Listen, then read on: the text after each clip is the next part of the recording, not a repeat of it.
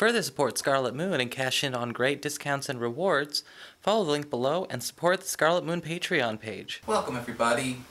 So in today's video I wanted to actually share a technique and a practice that you can do at home and incorporate into your own routine, your own regimen. The reason I want to do this is because it's so important to learn how to disengage another person's energy when we're done dealing with them, however we're done dealing with them. And it's not about, like chords. This isn't about energy chords and negative energy and all this kind of stuff. That's all for another video. When a reader or an energy healer is working with or on a person, they have to actively connect and engage with that person's energy in order to read the situation, whether it's near or far, or to do the energy healing, to put the energy where it needs to go.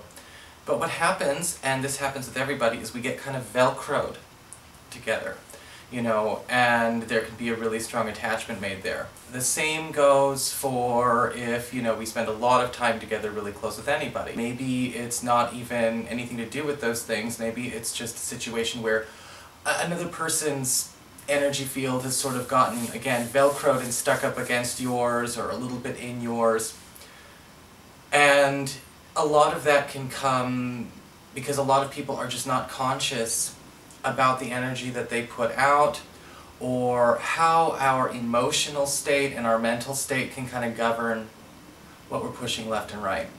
You don't have to be doing an energy healing on somebody or a reading on somebody or sleeping with somebody or sleeping next to somebody to have that happen. Sometimes we get connected to somebody or they get connected to us because of, again, maybe they're fixating. Maybe it's a really intense situation at work and maybe a boss or somebody is projecting a lot of dominance. They're really trying to, kind of come up and over and really sort of get their point across. They might be thinking they're instilling, this energy into what they're saying. They're really empowering what they're saying. But what they're also doing is they're projecting a lot of energy onto the listener. If they're just not knowledgeable, they can kind of get stuck to that person. And all of a sudden that energy just kind of keeps coming. And that can be bad for both. It can also be the case where another person is maybe not very contributing when it comes to an energetic engagement. And this can happen a lot in all kinds of situations where, again, there's a lot of emotional currency going on. Maybe one person is just, kind of gushing and gushing and gushing. And again, that they're attaching to anything and everyone in sight, so their energy and their consciousness is just not in their body. It's with this person, it's in the past, it's in the future, it's at somebody's house. So that person's kind of scattered, they're not grounded.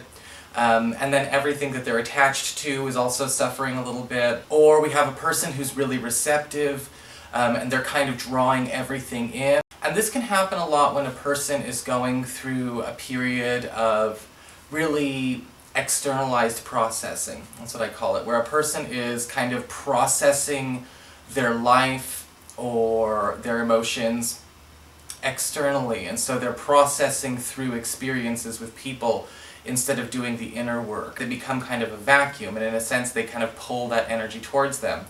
Now, it's not quite like psychic vampirism, because again, what they're doing is they're attaching.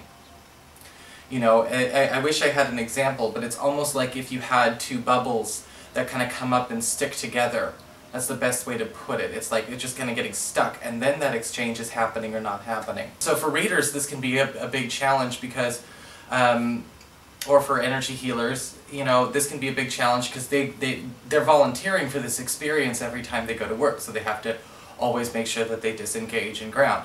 So I want to teach you my way of doing that, of detaching from people, sending their energy, their energy field back to them. This is not the same as a cord cutting or a return to sender. This is basically about sort of disengaging, what's already engaged. Because this is kind of a little bit more almost like a holistic technique where it's like prevention is the key. if we're not careful, yeah, then those cords and attachments and things like that will form over time. But if we nip this in the bud and disengage routinely, then we're good. Okay, so if you are a reader or an energy healer and you don't do this, maybe you want to consider, finding a way to do this your way. Or if you find yourself in a situation where, you do feel like a person is trying way too hard to focus on your energy and they're fixating on you, or maybe, you feel like you're not grounded and you're fixating on a lot of things, or, everything's really scattered and kind of flighty. So this is kind of a twofold technique. Bring us back into the body, we're going to bring our consciousness and our energy back into the body, and then we're going to disengage. Very important to be able to do that, because when it comes to manifestation, people who do not go through life grounded, and in a balanced, engaged with the world, the energy of the earth, and the higher energy frequencies, they don't manifest very well. Okay, there's less durability.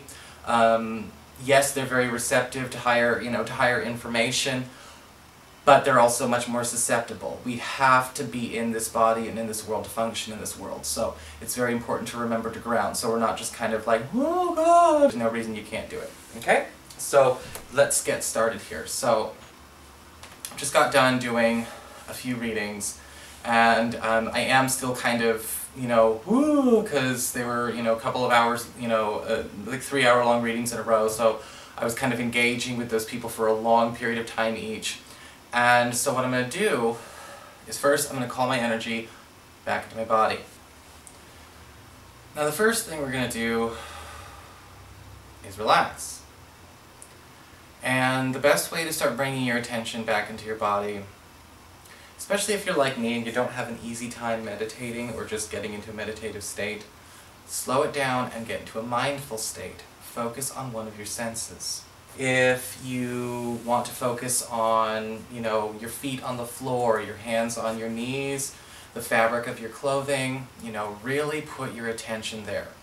And even on a neuroscientific level, this is very important, because your brain can't be scattered and all over the place and focus on one thing at a time, because your amygdala is basically going to switch.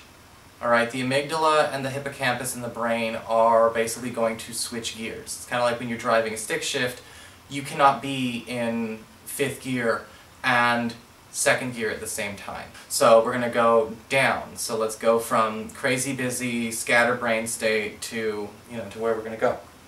And I say scatterbrained, but that's really just for me, it's, that's kind of where it is in that light and floaty space. But some people kind of stay in that all the time, and I don't like being in that state all the time. I like to be able to kind of turn it on and off by will. If you can't focus on your physical feeling, your hands, your tactile feeling, maybe you just don't want to put your attention there, you can turn on some music, listen to the music.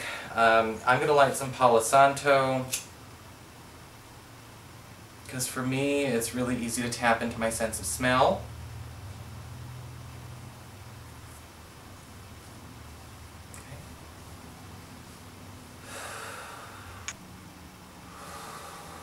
We're just going to sit and relax for a minute and really put our focus and our attention there.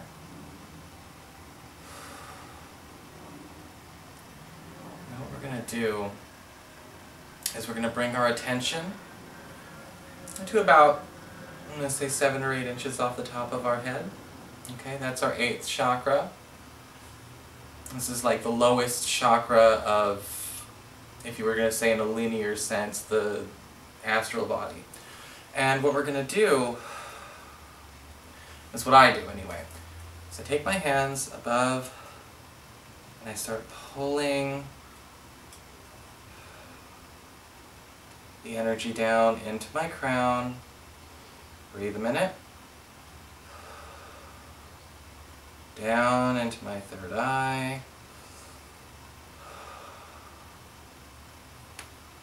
Down into my throat. Into my heart. Into my solar plexus.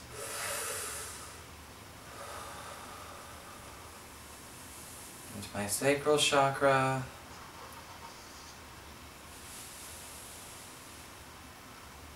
into my root, and into the ground. Really anchor that energy in, so we've got a nice healthy downward flow. You can feel a difference. Obviously I'm going faster for the purpose of the video, but you can feel the difference when you're up here and everything is a nebulous cloud and we're kind of lost in this, you know, like big mist, and it's like everything is just potentiality and we're not really anchored, and it's really hard, again, to manifest, to, you know, to kind of direct energy, to throw your focus, to do things that you need to be able to do those things properly. So, we've got our attention back in the body, and now we're just going to focus on disengaging and detaching from them. Again, this isn't banishing or return to sender or cutting cords, we're just unvelcroing, you know, unsticking the bubbles. Okay? So, and what I like to do is I actually do visualize myself just in a sphere, in a bubble. And if I know who I'm disengaging from, then I will visualize that person's bubble attached to my bubble, you know, just side to side. And I will focus on that person, if I, you know, their name or their face or whatever, and I will push on my bubble, extend my bubble, and just let it roll off. And I'll say back to, you know, and then I'll do that for them. It's easier to do that for one person at a time. I'll be honest, it is easier to do that for one person at a time. And do it for people who are also, you know, a little bit closer. You know, maybe we don't think to do this all the time with, like, our friends or our boyfriends or girlfriends or, you know, things like that. Because, again, there's this kind of, I guess you could say, ego issue that happens when we want to detach that says, no, if I detach, I'm going to lose that person. If I detach, I'm going to lose control. If I detach, I'm throwing them out of my life, or it's a rejection. It's not. It's not a rejection. You don't share toothbrushes, you don't share contact lenses, you don't share, you know, all those things. And again, it's better for hygiene. It really is. So,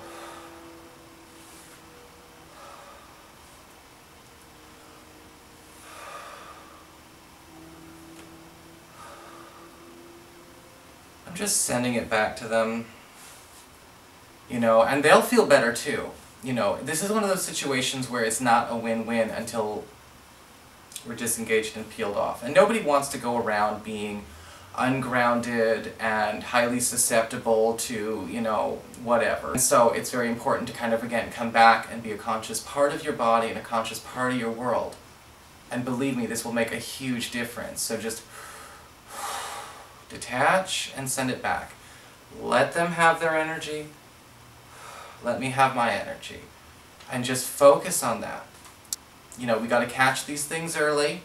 So, you know, best that if you do feel like there's, like I said, maybe there was a situation where, you know, a person was really difficult at work and they were projecting a lot of emotional currency at you and they kind of got stuck on you. You know, go home and do this after you get off work. Do it in the bathroom on your lunch break. Do it, you know, the next morning. Whatever feels right to you. Maybe, you know, your girlfriend, like, dropped I call them energy grenades, where a person will just, like, go apeshit on somebody's Facebook or text message or whatever, and just go crazy. You know, maybe somebody you know just dropped an energy grenade on you. Send it back. Send it back. And believe me, like I said, it will make a big difference. You'll feel lighter, you'll feel more in control of yourself, you'll feel like you're in your body again, and you'll feel more durable.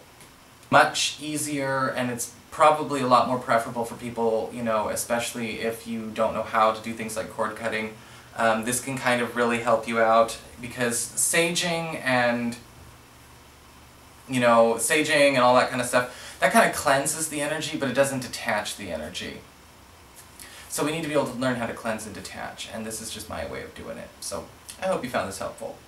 I'll talk to you later.